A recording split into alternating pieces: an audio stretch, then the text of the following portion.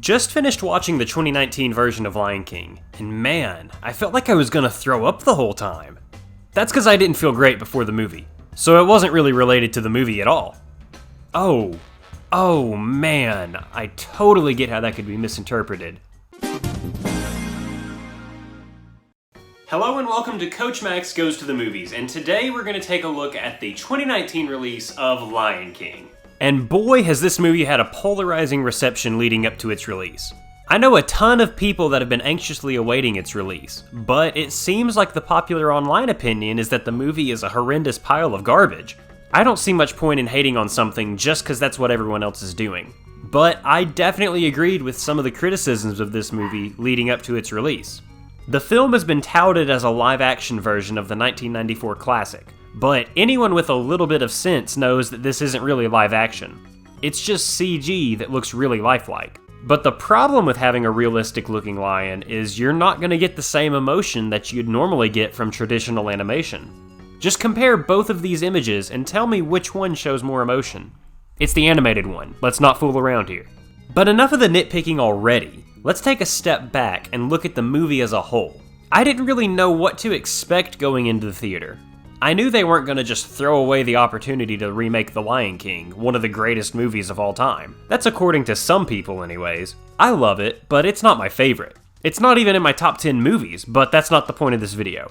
So I knew it wasn't going to be awful, but the videos I'd seen online weren't setting a great standard. But I came away liking the movie a good bit. There's definitely some good stuff in the remake. There's some stuff that isn't that great though. Let's get into the nitty-gritty now. I think we should start at the very beginning, which unfortunately was a bad sign at the start of the movie. When you think of The Lion King, what do you think of? Probably this, right? Not...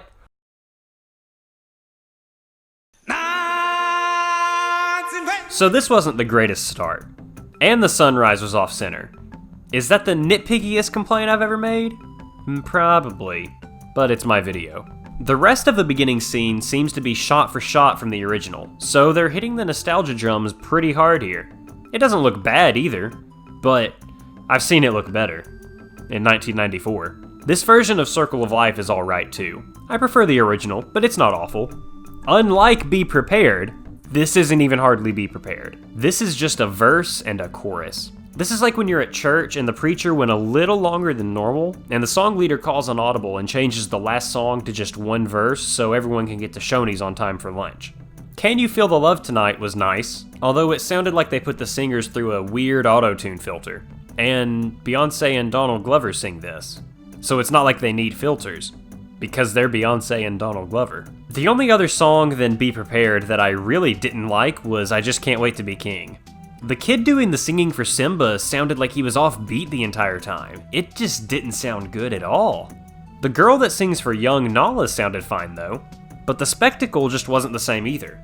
Like, I knew they weren't gonna have a giant tower of animals, but it just didn't have any of the flair that the original did. Hakuna Matata was great, and I think that goes for the voice acting of Timon and Pumbaa. Billy Eichner, who's Craig on Parks and Rec, and Seth Rogen were fantastic as these two. This is the first movie where I've really liked Seth Rogen, cause half of the movies he's in are only funny because it's a lot of inappropriate jokes or things like that.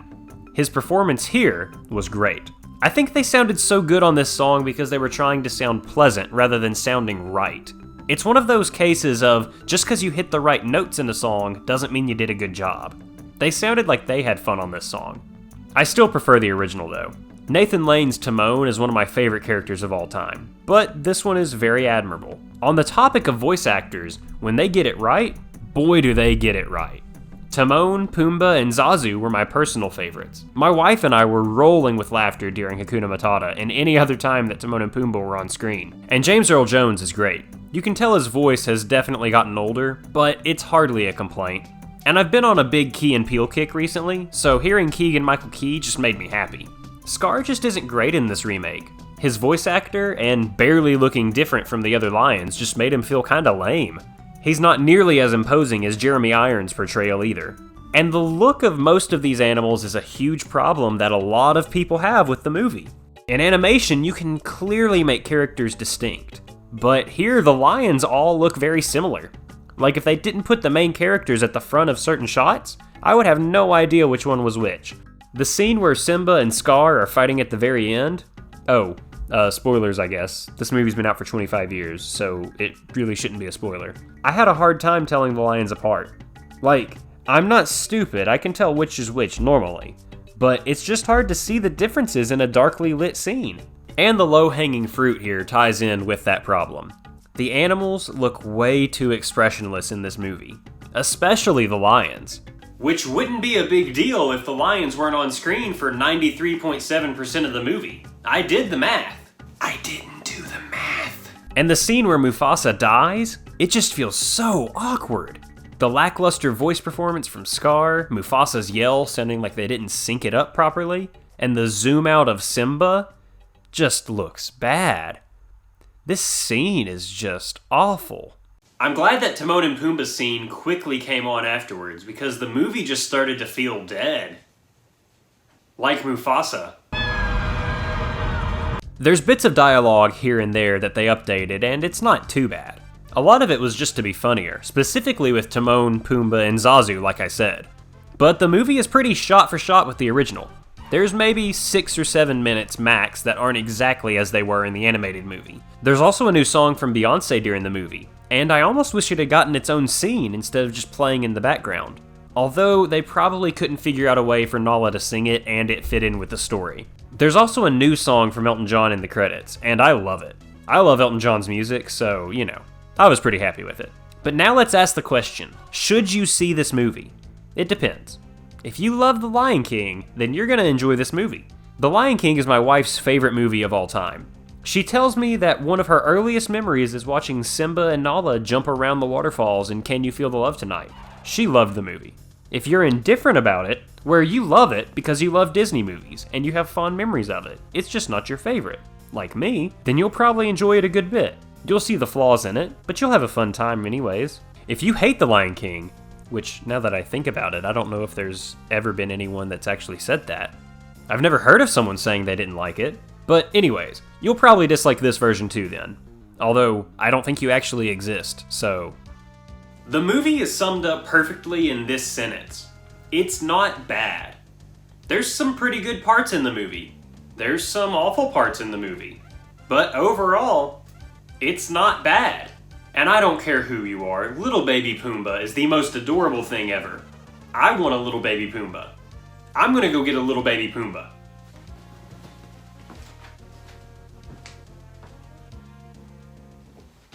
I didn't get a baby Pumbaa. Thank you for checking out the channel today. While we're talking about movies, I have a review of Spider-Man Far From Home right over here that you can check out. If Disney is more your style, here's a review of the Toy Story 2 video game for the PlayStation. Make sure you follow on Twitter for updates on videos and just some random stuff. Until next time, see you later!